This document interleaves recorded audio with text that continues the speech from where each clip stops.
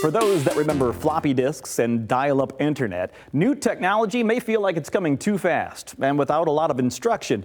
Now, Tech Check is your place to get that new tech simplified and explained clearly so you can use it to make life better. And this week's Tech Check is one most of us can relate to. Let's say you've just read the after-visit summary from your doctor's visit, a heart health checkup, and you're seeing a lot of big words you don't remember hearing at the office. Things like this: traced to mild mitral regurgitation with preserved systolic function and grade 1 diastolic dysfunction. Wow, to many of us, this is medical jargon that doesn't make a lot of sense and may cause worry. Now that is where these tools called large language models like ChatGPT, Google Gemini, and Claude, they excel. They can take a mountain of jargon in medical terms and spell it out accurately, but in plain English. Here's an example. Asking what mitral regurgitation means. It doesn't sound like anything we want our heart to be doing. But when explained plainly, it is shown as a tiny, insignificant leak that most people over 50 have and not a huge cause for alarm. And what about preserved systolic function? Well, those big words are just a way of saying that part of your heart is pumping exactly as it should. But this one, what about grade 1 diastolic dysfunction?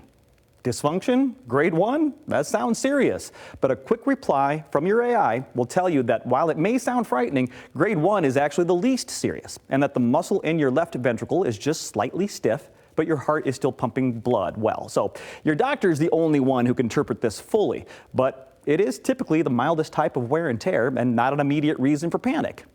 So as you can see, these large language models are very useful when it comes to taking big amounts of text, even with medical jargon in it, and spelling it out using everyday words and explanations. And once you see how well this works, well, the next big worry hits. Is it safe to put this personal information onto the internet? Does the AI now own my medical secrets? Well, for that, there's this. You don't ever have to tell it your name, your social security number, or any type of personal identifying information for this to work.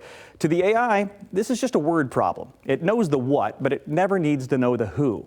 You can keep it as simple as just putting in the terms and asking for them to be explained. And if you don't like typing, you could even take a photo of the report and upload it. Just mark out any personally identifiable info. Whether it's Gemini, Claude, or GPT, it only knows what you tell it. Now, if you're still worried about it retaining or storing that information, you can also look for a setting called temporary chat or incognito mode. Flipping that on, that makes your conversation just like one written on a sandy beach. The minute you're done, the tide comes in and washes that conversation away forever. Now, it's worth repeating that AI is a translator, not a doctor. Never use it to diagnose medical issues or to change your meds. It's here to explain words that your doctor already wrote down, not to give you a new diagnosis. But using this new technology can really help you fully understand what your doctor is saying, help you take an active and informed role in your treatment, and it can even offer up suggestions you may want to ask your doctor about for follow-up visits. So don't let a bunch of medical jargon spark a panic. Use these AI tools to translate those terms into plain English so you can have a better, clearer conversation with your doctor. Tech should work for you, not overwhelm you.